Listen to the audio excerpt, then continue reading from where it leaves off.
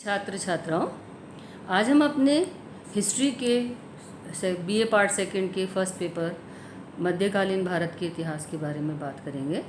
अभी तक हम अपने पुराने लेक्चर्स में पढ़ रहे थे गुलाम वंश के विभिन्न सुल्तानों के बारे में कि किस प्रकार कुतुबुद्दीन ऐबक के द्वारा गुलाम वंश की नींव रखी गई और बलबन तक आते आते गुलाम वंश को स्थायित्व प्राप्त हुआ और कैकोबाद तक यह गुलाम वंश चला। इस गुलाम वंश को ममलूक वंश भी कहा जाता है और गुलाम वंश के क्योंकि अधिकांश सुल्तान इलबारी तुर्क थे, इसलिए इस काल को इलबारी तुर्कों का शासनकाल भी कहा जाता है। आज हम बात करेंगे इलबारियों के अंतर्गत प्रशासनिक व्यवस्था की। हालांकि कुतुबुद्दीन ऐबक से लेकर के कैकोबाद तक एक लंबे समय तक गुलाम वंश का शासन रहा। कुतुबुद्दीन बहुत कम समय तक शासन कर पाया। इल्तुतमिश थोड़े समय शासन करने में सफल रहा। उसके बाद में रुकनुद्दीन फिरोज़, रजिया सुल्तान, मसूद शाह, नसरुद्दीन महमूद तेज़ी से शासक बदलते रहे। तदुपरांत बलबन के द्वारा पहले प्रधानमंत्री के रूप में 20 वर्ष और उसके पश्चात सुल्तान के रूप में 20 वर्ष उसके द्वारा शासन संचालित किया गया। इस पूरे शासनकाल में हम प्रशासन को जिस प्रकार से देखते हैं उसमें हम ये देखेंगे कि सल्तनत के प्रमुख पद व पदाधिकारी किस प्रकार से थे, सल्तनत में शासन व्यवस्था किस प्रकार से संचालित थी। सल्तनत के शासन को हम मोटे तौर पर दो भागों में बांट सकते हैं, केंद्रीय शासन व प्रांतीय शासन। केंद्रीय शासन का स्वरूप पूर्णतः सैनिक व निरंकुश था और समस्त प्रांत केंद्र के नियंत्रण में थे। केंद्रीय शासन के अंतर्गत सर्वोच्च पद था सुल्तान का। भारत स्थापित मुस्लिम साम्राज्य के शासकों ने सुल्तान की उपाधि धारण की थी। मूलतः सुल्तान शासक के अधीनस्थ नायक होता है, किंतु सल्तनत काल के संदर्भ में सुल्तान ही संपूर्ण प्रभुत्व संपन्न शासक था। सुल्तान ही वह था जिस पर किसी बाह्य शक्ति अथवा व्यक्ति का नियंत्रण नहीं था। सुल्तान कार्यपालिका, न्यायपालिका व व्यवस्थापिका सर्वोच्च पद था और कहने को सल्तनत काल का सुल्तान निरंकुश था और सर्वोच्च शक्तिशाली था। सुल्तान कार्यपालिका का उच्चतम प्रमुख था, वही सर्वोच्च न्याय प्रमुख था तथा कानून व्यवस्था का सर्वोच्च अधिकारी भी वही था।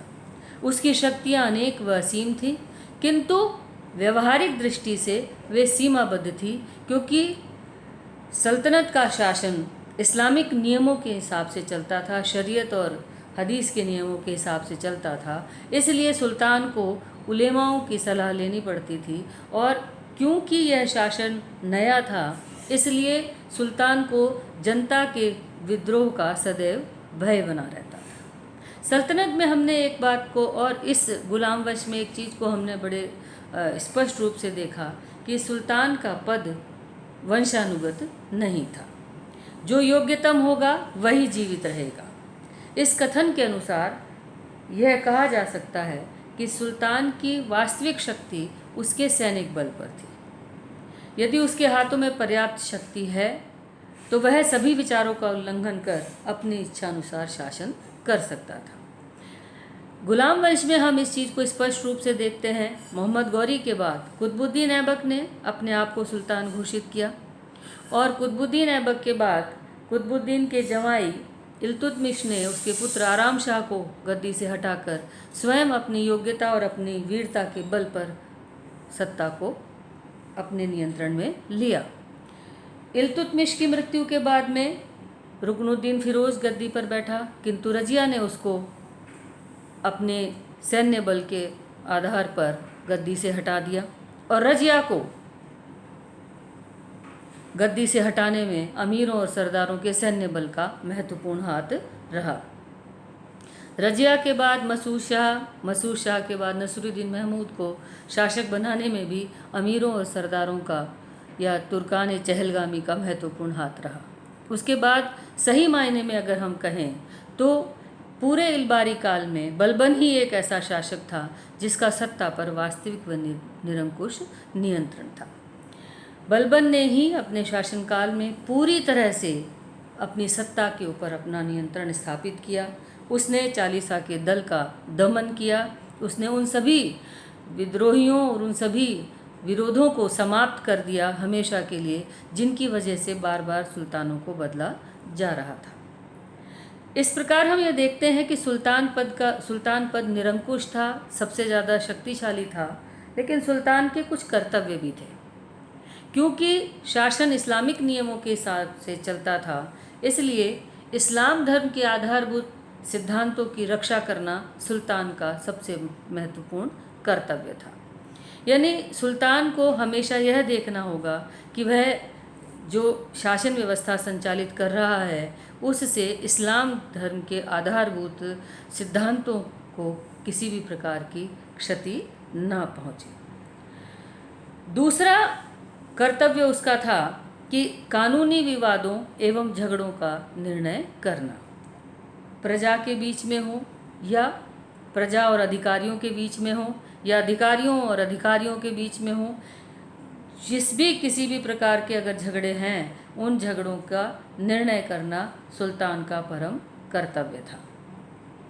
तीसरा कर्तव्य था प्रजा के पारस्परिक झगड़ों को दूर करना, यानी प्रजा के मध्य भी अगर किसी भी प्रकार के झगड़े हैं तो उन झगड़ों को दूर करना सुल्तान का कर्तव्य था। मुस्लिम क्षेत्रों में यानी जहाँ पर इस्लाम का राज्य था उनकी रक्षा करना, यानी जहाँ कहीं भी इस्लामिक राज्य स्थापित हो गए हैं उन सब जगहों पर इस बात पर विशेष ध्यान देना कि वहाँ पर किसी हिंदू शासक का राज्य स्थापित ना हो, अतः उन राज्यों की रक्षा करना उसका परम कर्तव्य था। अगला कर्तव्य था दंड न्याय व विधान की व्यवस्था करना और उसे लागू करना। दंड की व्यवस्था को, न्याय की व्यवस्था को और विधान को लागू करके उनको ना सिर्फ बनाना है बल्कि उनको लागू करवाना भी सुल्तान का परम कर्तव्य था।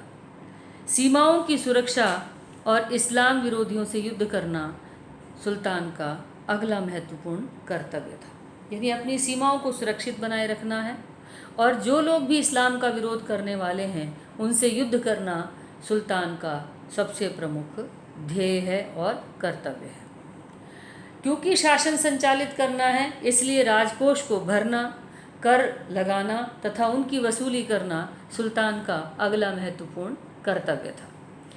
क्योंकि रिक्त राजकोष से शासन संचालित नहीं हो सकता और राजकोष को भरने के लिए कर लगाने जरूरी हैं और उन करों की वसूली करनी भी उतनी ही जरूरी है, तो सुल्तान का यह अगला महत्वपूर्ण कर्तव्य था।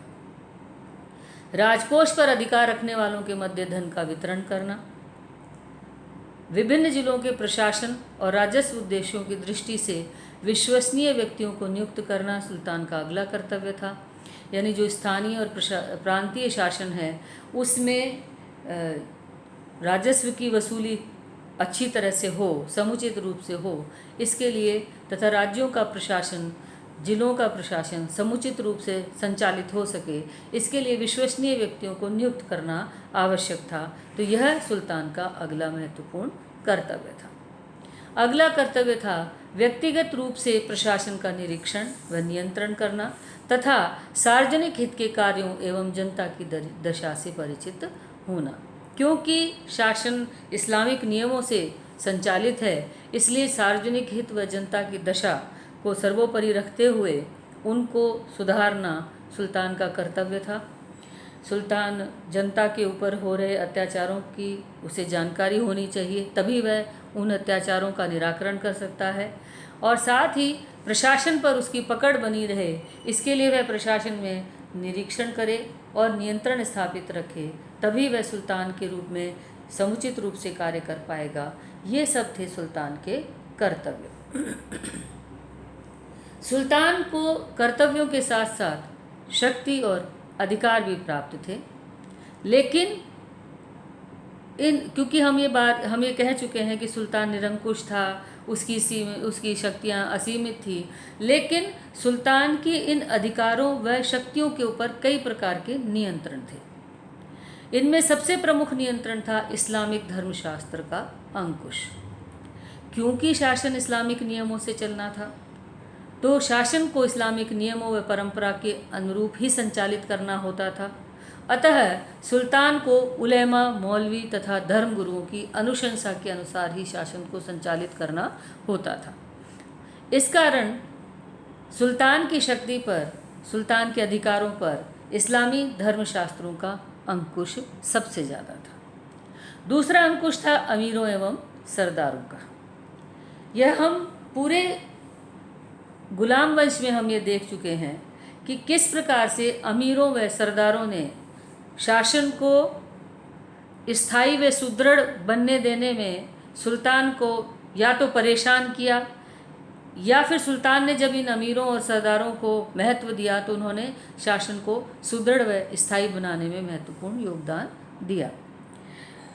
जिस समय कुतुबुद्दीन गद्दी पर बैठा था तो उसे भी नसरुद्दीन कुबाचा और ताजुद्दीन यलदौज के विरोध का सामना करना पड़ा था, और इसके अतिरिक्त इल्बारी तुर्क सरदारों के बढ़ते हुए हस्तक्षेप को देखते हुए इल्तुतमिश ने ही 40 के दल की स्थापना की थी, और जिसकी वजह से वह सल्तनत को स्थायी बना पाया, सल्तनत को सुदृढ़ बना पाया।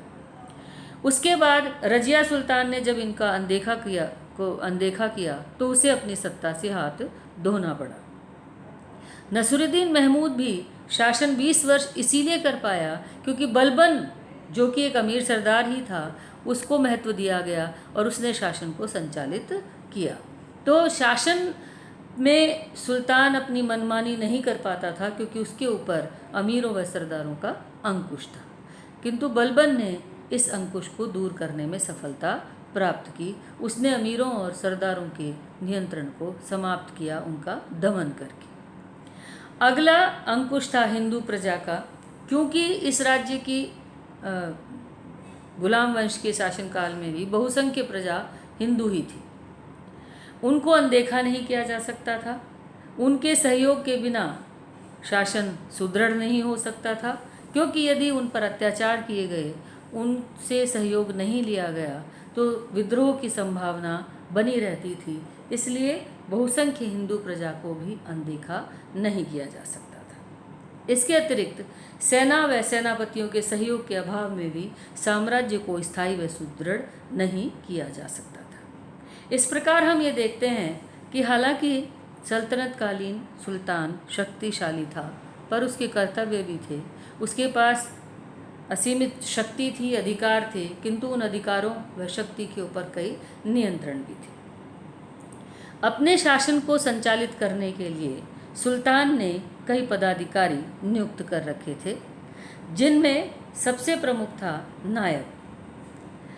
नायब सुल्तान व वजीर के मध्य की कड़ी थी, जिसका काम प्रशासन के सभी विभागों व अंगों का निरीक्षण करना था तथा सुल्तान की अनुपस्थिति में वह सुल्तान के सभी अधिकारों का प्रयोग सुल्तान के नाम पर करता था तथा वह सुल्तान के साथ हमेशा रहता था तथा सुल्तान को प्रशासनिक कार्यों में सलाह देता था।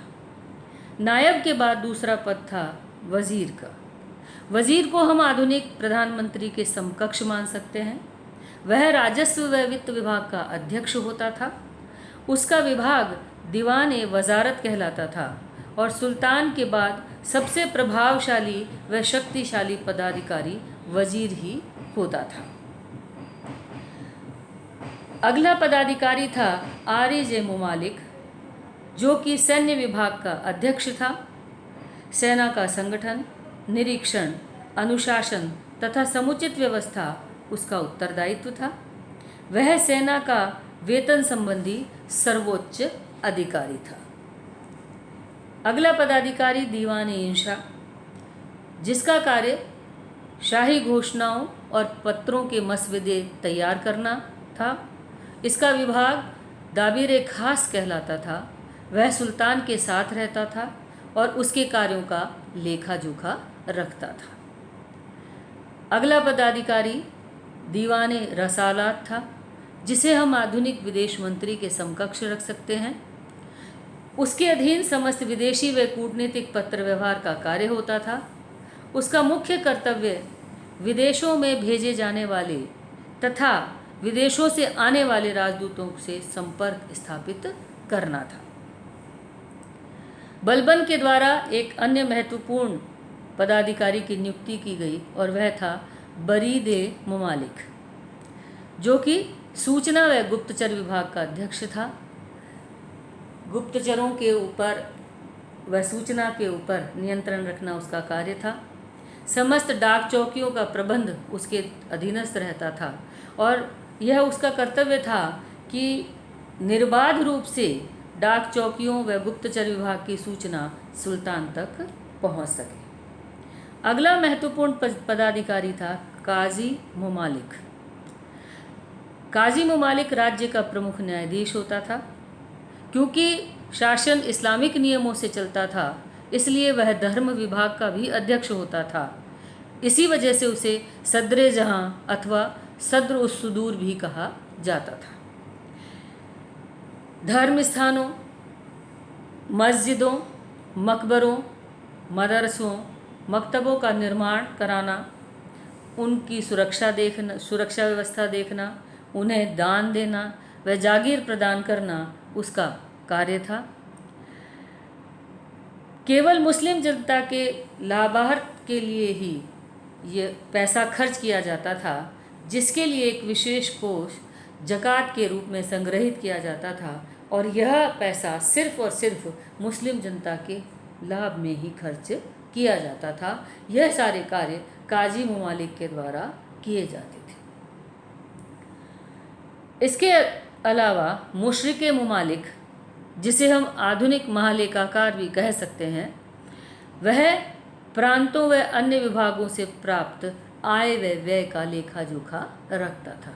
यानी प्रांतों से व राजस्व से, जो अन्य विभागों से जो आय हो रही है और जो व्यय हो रहा है, उसका लेखा जोखा रखने वाला अधिकारी मुशरिक ममालिक कहलाता था। अगला पदाधिकारी था मुस्तौफ़ी ममालिक। जैसे मुशरिक ममालिक आय व्यय का लेखा रखता था, मुस्तौफ़ी ममालिक आय व्यय के लेखे जोखे का परीक्षक था। यानी महालेखा परीक्षक, जो कि हिसाब की जांच रखता था और आय व्यय में कहीं कोई त्रुटि तो नहीं है, खर्चा अनावश्यक तो नहीं है, उनके हिसाब की जांच मुस्तौफ़ी ममालिक के द्वारा किए जाते थे। ये प्रमुख पदाधिकारी थे जिनके द्वारा सल्तनत का शासन संचालित होता था।